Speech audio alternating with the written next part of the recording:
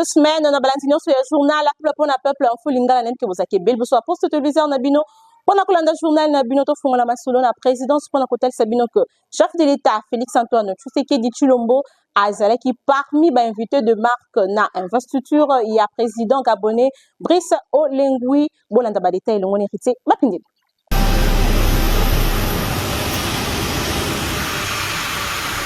Na bokomi na ye mokolo ya samedi na aéroport international ya Libreville na Gabon, chef de l'état Félix Antoine Tshisekedi Tshilombo akomaki bongo pona koassiste na likambo etali investiture ya président gabonais Brice Oligui Nguema oyo auti kozala élu en tant que président ya Gabon. Chef de l'état accompagné na première dame Denise Nyakeru Tshisekedi bakitaki na avion pe bayambamaki epai ya premier ministre ya Gabon.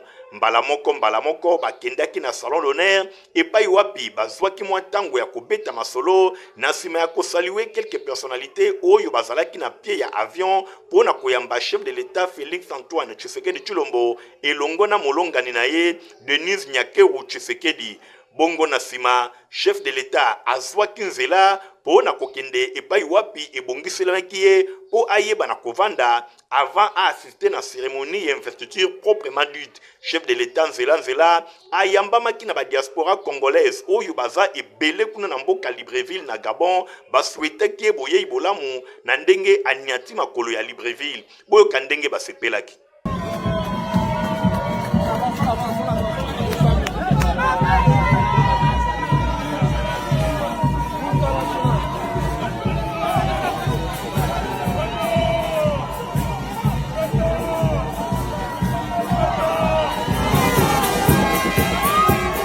Bongo na sima ezalaki nzela pona koassiste na investiture proprement dite epai wapi chef de l'état Félix Antoine Tshisekedi Tshilombo azalaki entouré na ba chef d'état pe ba dignitaire ebele ya mokili oyo bayaki koassiste na cérémonie oyo.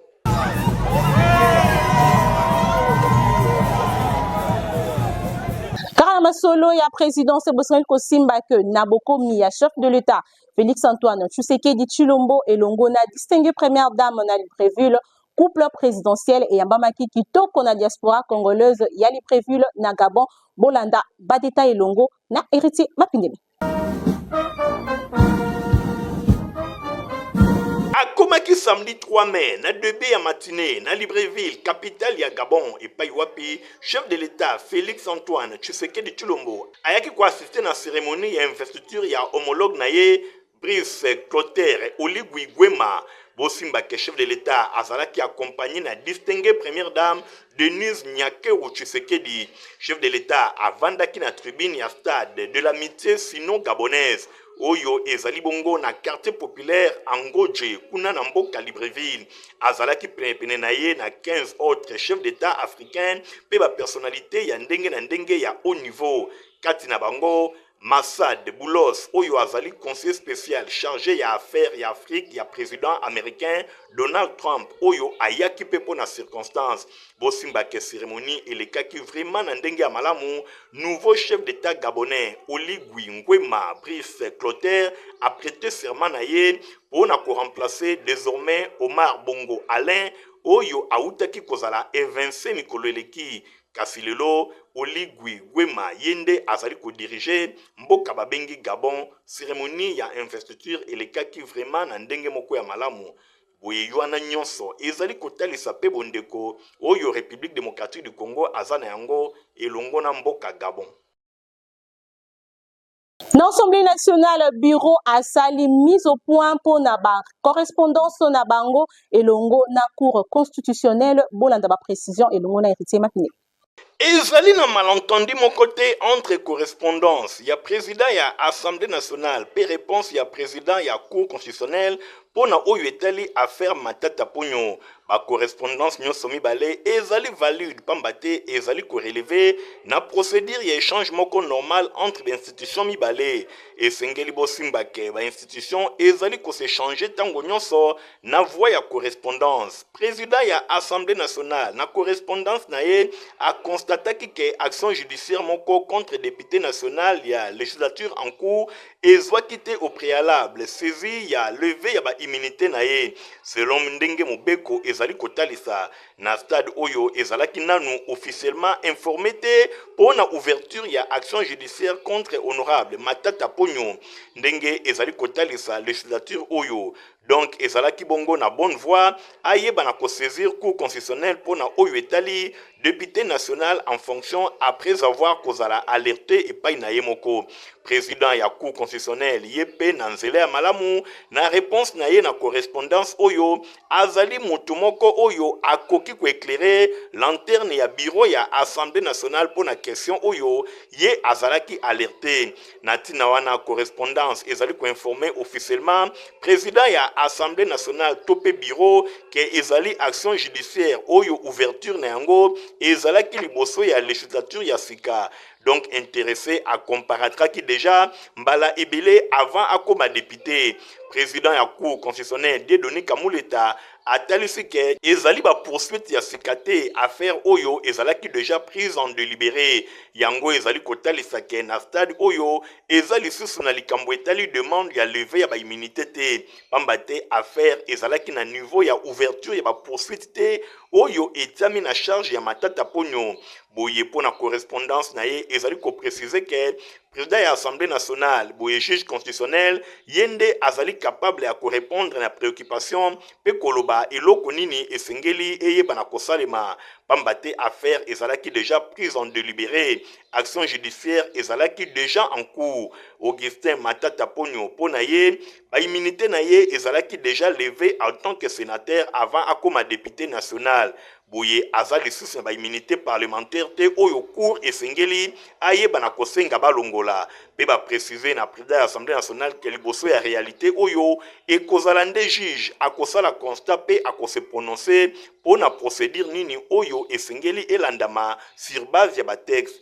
Kasi ezali eloko moko te leçon oyo moko azali kopesa epai ya moninga ndenge opinion baza na tendance à interpréter. Kasi ezali échange normal entre l'institution mibale ndenge bureau ya Assemblée nationale a précisé. La patronage ya Premier ministre Judith Suminwa Tuluka gouvernement na appui ya Equity pe groupe fondé si Arceya balansaki opération na fermentation ya ba petits micros entreprises objectif barcaniser micro assurance pe guichet simplifié na fondation ya ba visitation adaptée Bolanda. Reportage ya Nathalie Kaila. Désormais, projet pilote et formalisation pour petites et micro-entrepreneurs est commis possible. Premier ministre, Madame Judith Suminwa Tuluka a salaki lancement, il y a projet Oyo. 350 Congolais victimes y incendie, il y a marché de la liberté, il y a site artisanat, il y a Mbinza Delvo, Peba Mama, il y a Bilanga, ba maraîchère o badinda ki bongo nambula bangonde ba bénéficiaire ya liboso Equity BCDCP Afrissur ba partenaire ya gouvernement pour la réalisation ya projet pilote Oyo tour à tour bazwa ki maloba pour la kolakisa intérêt ya projet Oyo président ya fondation Equity azali fier na partenariat Oyo gouvernement asali pambate dignité économique et entrepreneur commerçant eza kozala accès na compte bancaire Pona yango éco-sécuriser activité commerciale ya moto. Na tournaye autorité à régulation ya contrôle et assurance pona ye aza ko saluer vision ya gouvernement $1000 soki moto oyo azali na police et assurance accessible na Afrissur soki azwi likama ndenge DG Afrissur alobi pe apesa ki ba explication ba bénéficiaire ba sepelaki na initiative kitoko oyo. Vraiment na sepeli makasi na bwaki mama ba fleur ndenge a raisonner biso ya komona ke azara na souci na biso vraiment esalingi sema makasi. Na tournaye ministre ya industrie pe ya développement ya PME alobi ete il faut bamilakisa soki basidentifier et kozala malamu azanga kite na ko remercier Premier ministre Madame Judith Suminwa Tuluka. Kotombola économie en mboka au travers bino ba entrepreneurs, ba commerçants, ba artisans, ba opérateurs économiques. Et bien sûr ko accélérer industrialisation mboka na biso. La pesi longonya pona yango. La pesi longonya pena mokonzi na ngai azali awa mama Judith Suminwa. Yenda za ko kamba gouvernement na biso toza ba soda na ye.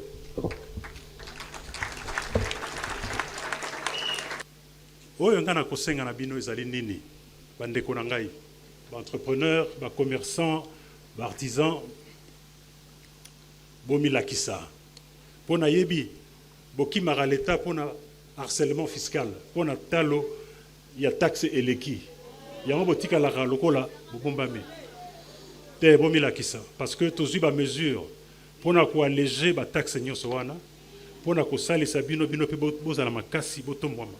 Patronne du gouvernement, Premier ministre, Madame Judith Suminwa Tuluka, à reconnaître l'activité économique eza ebele, kasi mingi na yango eza informel, et sengeli bas s'identifier, à sensibiliser les bénéficiaires, bas se formaliser, pambate, eza bon avantage na bango, avenir économique, la République démocratique du Congo, et qu'on se construire na ba marché, atelier, pe bongo na bongo, bakisa ba petite entreprise. Formalisation kaka ko remplir ba papier te topé ba formulaire kasi kozala bongo reconnu et pesaka droit ya ko mécaniser protection na yo pe ba opportunité ebele. Madame Judith Suminwa Tuluka asengi bongo na ba institution financière balembisa na ba procédure oyo ezalaka souvent ya molai tolingi bobima na mwinda po bino bokoma développement ya économie na biso ya mboka na biso. Ministre Moka Lobaki Yango,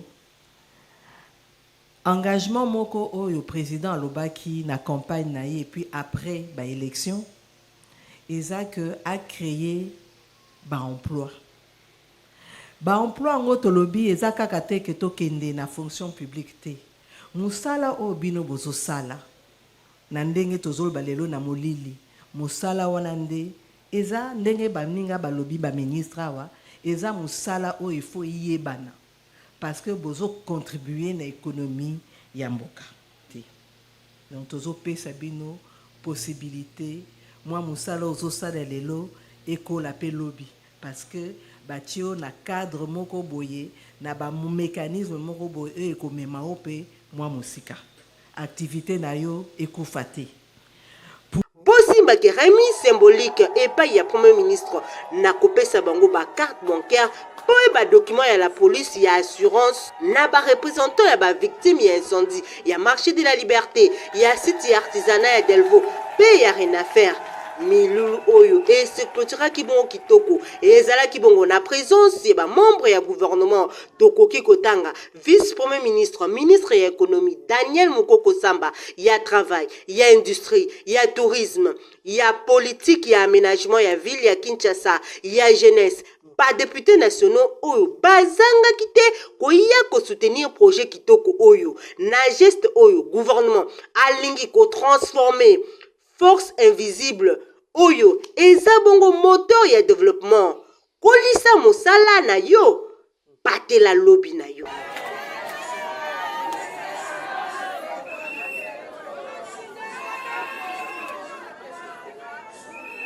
Distinguée première dame ya République démocratique du Congo, Denis Nyakiro Tshisekedi a effectué qui visite Moko na terrain ya cité Mousseyi na commune ya Giraro na province ya Ritana na Burundi. Azalaki bongo accompagné na première dame Angeline Yashimiye, première dame ya Burundi na but ya ko encourager ba Congolais oyo bakimaki bitumba ya M23 bazalaki bongo na appui et pas ya ba Rwandais. Bolanda reportage chez Stéphane Askandi.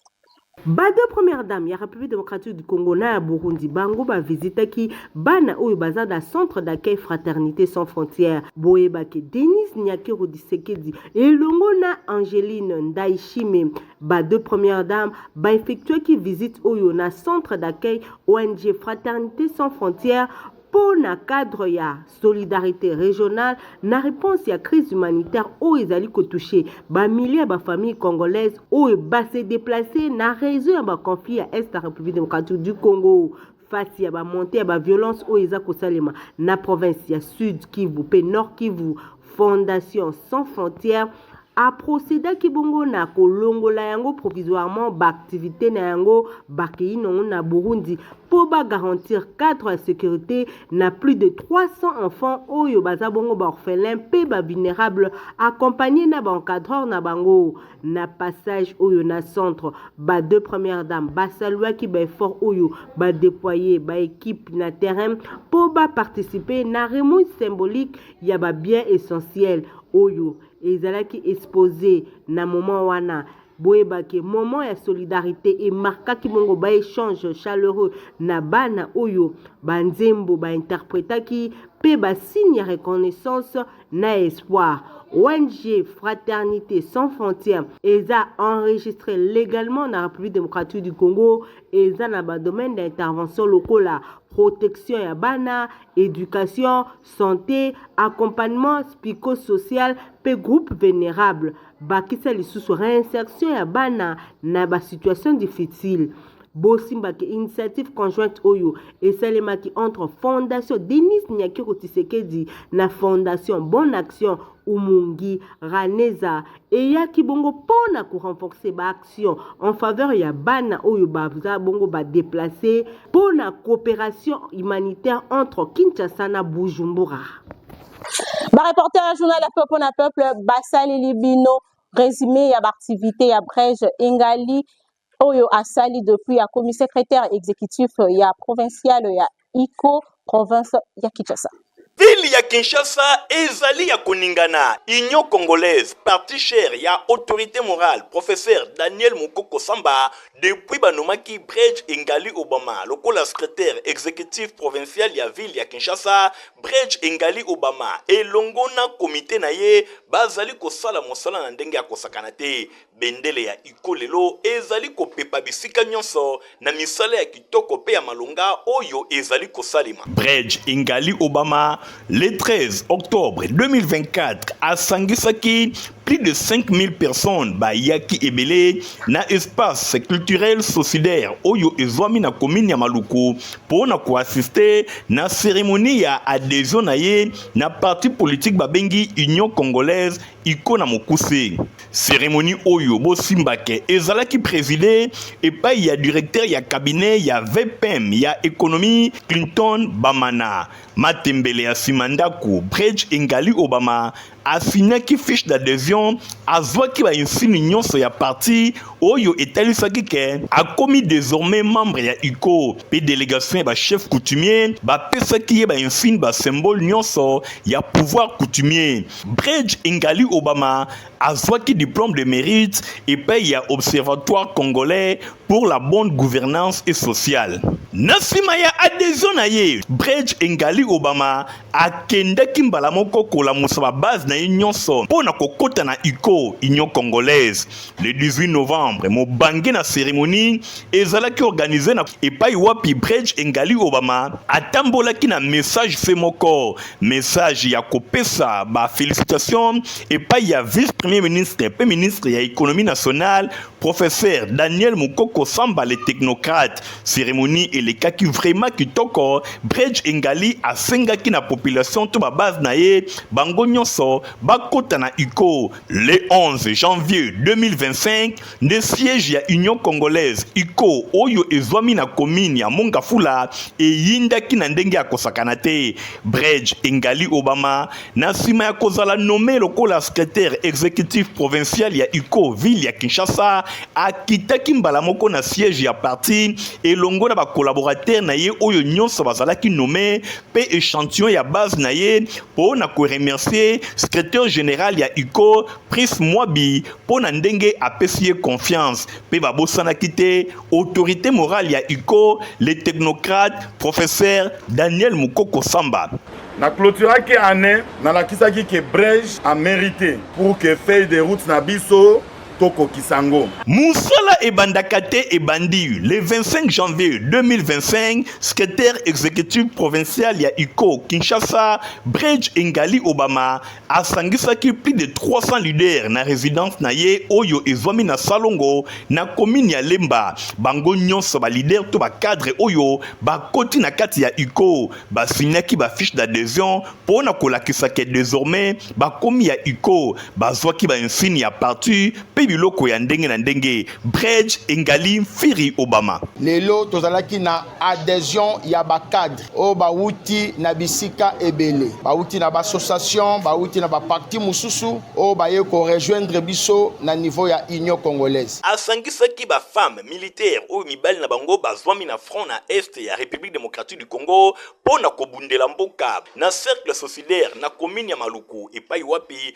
bazwaki ba cadeau surprise ya maputa oyo eutaki na epai ya autorité morale. Professeur Daniel Mukoko Samba Bridge Ngali Obama akaboelaki ba mama to basi ya basoda ba cadeau ya maputa bazalaki na esengo na ndenge ya kosakana te. L'infatigable Bridge Ngali Firi Obama le 20 mars 2025 akendaki mbala moko ko installer ba responsable oyo bakokamba 4 communes mobimba, c'est-à-dire commune ya Lingwala, Kintambo, Barumbu pe Mongafula, cérémonie kitoko pe ya Kafu Kafu et lekaki na commune ya Kintambo. Ezalaki esengo poto installer ba cellule bango batikala wana pona kosala musala po Union Congolaise toza na besoin que na mikolo ezali koya to kokisa 1000 cellules na kati ya ville province de Kinshasa. Le 22 mars 2025 nde ezalaki 11 cellules mobimba ezalaki installé pour na compte ya Moamba nyonso elekaki na quartier Kemi kuna na commune ya Lemba.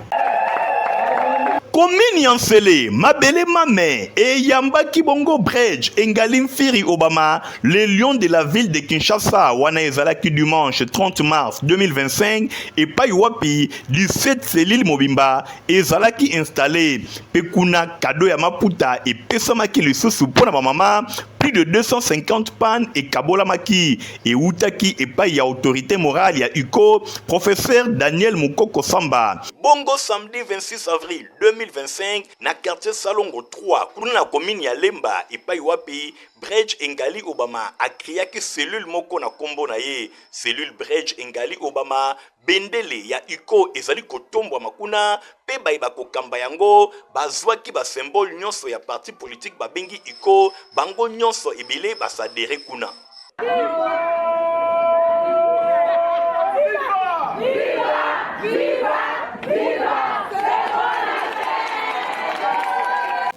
L'éducation Bosengeli Simba que honorable Nerombongo, initiateur et complexe scolaire Mama Pemba a salaki réunion week-end eleki naba personnel ya école na e pour na kosala évaluation ya musala nyonso o elekani na salle de fête na ye na quartier Mutoto na commune ya Matete Bolanda.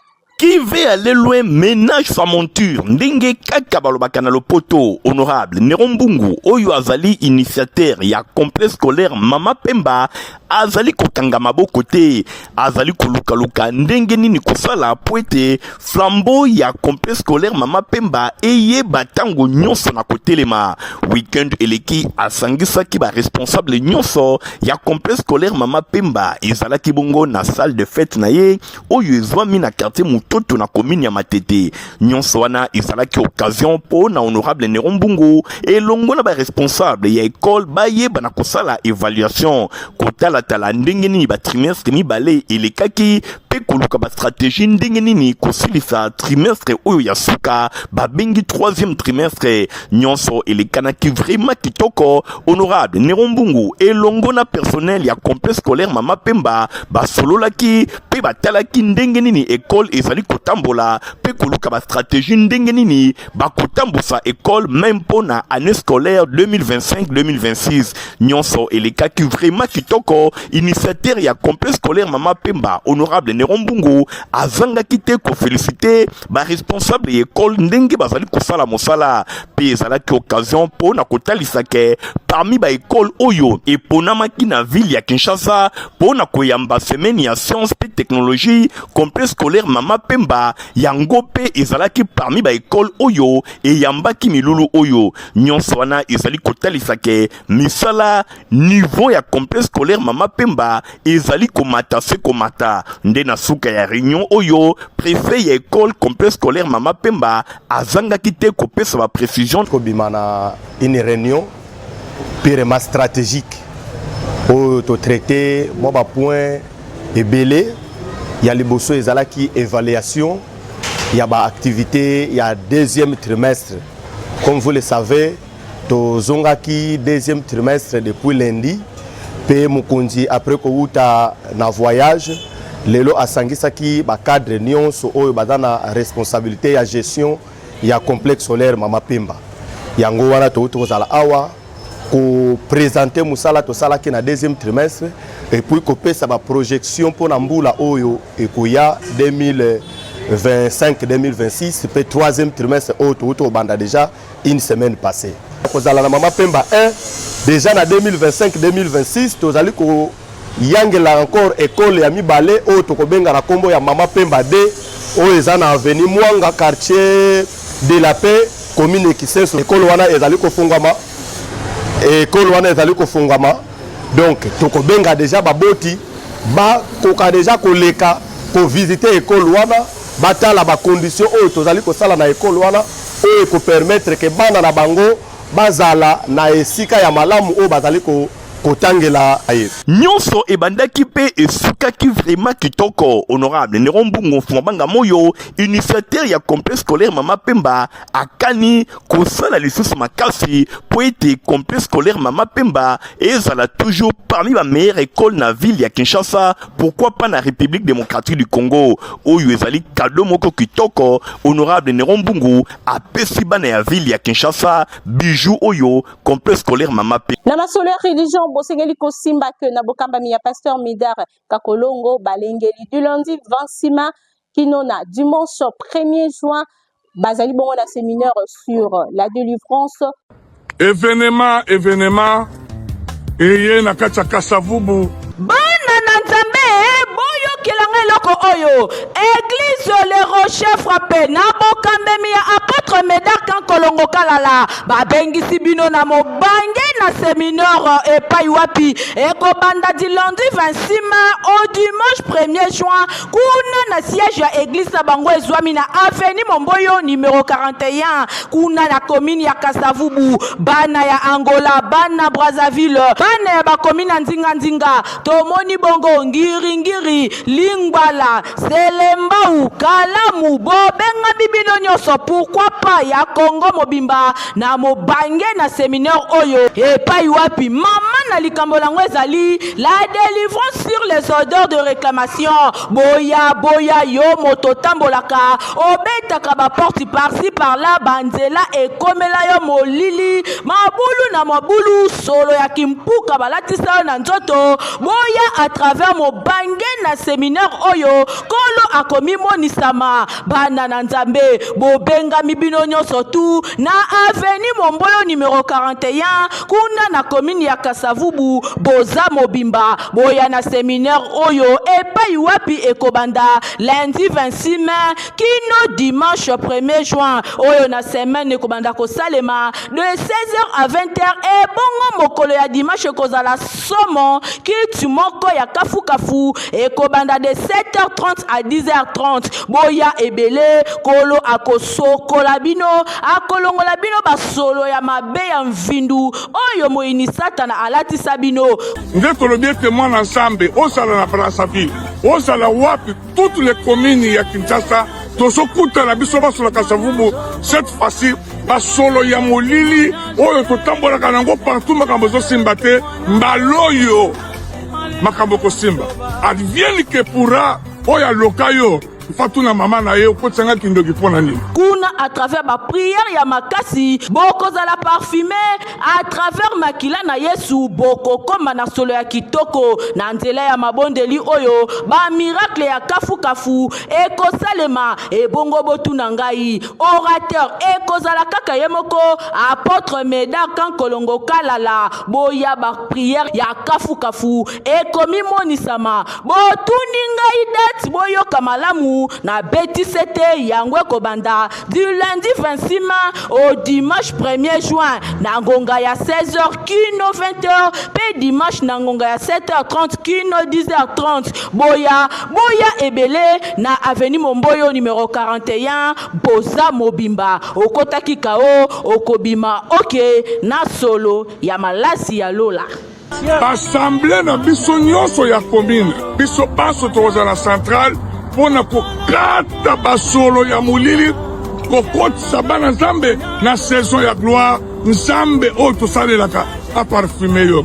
Na masolo mosusu bosengeli kosimba ke ONG Nouvel Espoir pour l'Afrique n'est pas na mukuse elongo na ministère ya intérieur pe transport balengeli milulu moko ya kafukafu oyo e bengami identification pe formation ya bakumbi moto bolanda.